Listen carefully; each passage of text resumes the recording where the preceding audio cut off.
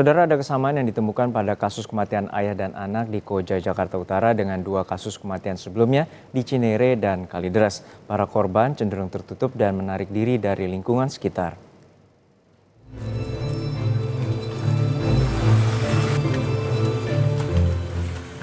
Bukan pertama kali kasus satu keluarga tewas menyendiri kembali terjadi. Kali ini menimpa ayah dan anak di Koja, Jakarta Utara. Yang lebih mencengangkan saat dua jasad ditemukan di dalam rumah, istri dan anak korban yang lain juga berada di dalam rumah dalam keadaan hidup.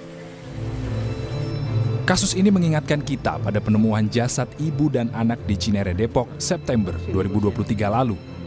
Warga menemukan jenazah ibu dan anak tewas di kamar mandi dan sudah menjadi kerangka. Tidak ada yang mengetahui pasti kapan ibu dan anak ini tewas, karena keduanya dikenal sangat tertutup di lingkungan perumahan. Bahkan, kedua korban diketahui bertemu dengan keluarga intinya terakhir kali 12 tahun lalu. Hasil otopsi dan olah TKP, tidak ditemukan tanda-tanda kekerasan hingga zat berbahaya di dalam jasad kedua ibu dan anak. Sementara hasil olah TKP, polisi juga tidak menemukan ada sidik jari dan DNA lain di lokasi. Hasil otopsi diduga ibu dan anak ini meninggal dunia karena kekurangan oksigen. Sementara hasil pemeriksaan psikologi forensik, polisi menemukan ada dugaan perubahan perilaku kepada korban yang mengarah kepada depresi dan frustasi.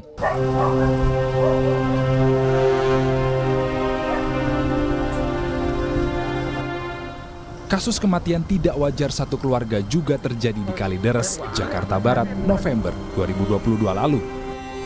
4 orang jasad yang merupakan satu keluarga ditemukan tewas, mengering di dalam rumah. Dari hasil pemeriksaan polisi, keempat korban meninggal dunia dalam waktu yang berbeda. Tidak ditemukan tanda kekerasan dalam tubuh korban. Dan polisi menutup kasus ini karena tidak ditemukannya unsur pidana. Hasil kesimpulan polisi, keempat korban meninggal secara wajar dalam kondisi tidak wajar.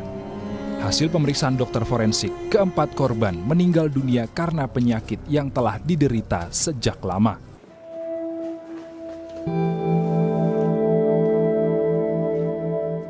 Polisi mengungkap adanya kesamaan dari kasus kematian ibu dan anak di Depok dengan kematian satu keluarga di Kalideres, November 2022 lalu. Para korban sama-sama dikenal sebagai keluarga yang tertutup dan cenderung menarik diri dari masyarakat. Diduga mereka sengaja berdiam diri hingga meninggal dunia di dalam rumah. Deduktif ke tetangga-tetangga dan juga keluarga inti, ternyata memang ini keluarga cukup tertutup. Kemudian juga dengan keluarga inti ini terakhir bertemu pada saat tahun 2011, adiknya dan sebagainya. Dan terakhir berkomunikasi hanya berrentang berapa bulan yang lalu. Jadi memang ini hampir sama dengan kejadian Kalideres, dengan keluarga inti jauh, kemudian anaknya ini juga belum menikah, sama seperti Kalideres, umur 38 tahun belum menikah. Kriminolog Universitas Indonesia Adrianus Meliala melihat ada pola sejenis dalam kasus penemuan jasad ayah dan anak di Koja dengan kasus penemuan jasad keluarga di Cinere dan Kalideres. Kehidupan individualis yang kini berkembang di masyarakat membuat banyak orang merasa tidak perlu bersosialisasi dengan lingkungan meskipun dalam kesulitan. Menarik diri dari lingkungan dengan sengaja menjadi gaya hidup baru di tengah masyarakat saat ini. Kita sekarang memang dididik untuk hidup sendiri ya, hidup stand alone gitu, dan kalau kemudian ada apa-apa maka kita tanggung sendiri akibatnya. Sebagai contoh misalnya ada beberapa kasus di Jakarta ini di mana orang meninggal di apartemen tinggal sendirian dan kemudian baru ketahuan setelah baunya kemana-mana begitu ya. Nah itu pada konteks strata yang lebih atas. Nah pada strata yang lebih bawah, demikian juga yang tinggal di perumahan yang ada di tanah, maka situasinya sama, tidak mau bergaul dengan orang lain, tidak mau memutus komunikasi dengan orang lain, dan kalau ada apa-apa ya begini nih situasinya, ironis dan mengenaskan. Ini pilihan ya, memilih kehidupan yang mundur itu pilihan, dan kalau memang misalnya pilihan itu memang pilihan yang sehat, sebagai contoh misalnya para rahib yang melakukan kegiatan kontemplasi ya, mundur dari kesibukan, itu tentu sehat.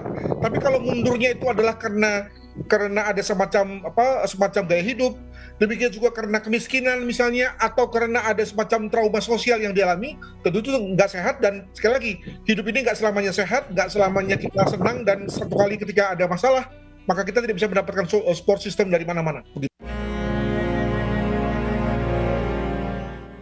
Kehidupan individualis yang kini berkembang di masyarakat membuat banyak orang merasa tidak perlu bersosialisasi dengan lingkungan, meskipun di dalam kesulitan. Tidak adanya dukungan dari orang terdekat membuat seseorang menjadi rentan terkena gangguan mental yang bisa membahayakan jiwa. Tim Liputan, Kompas TV.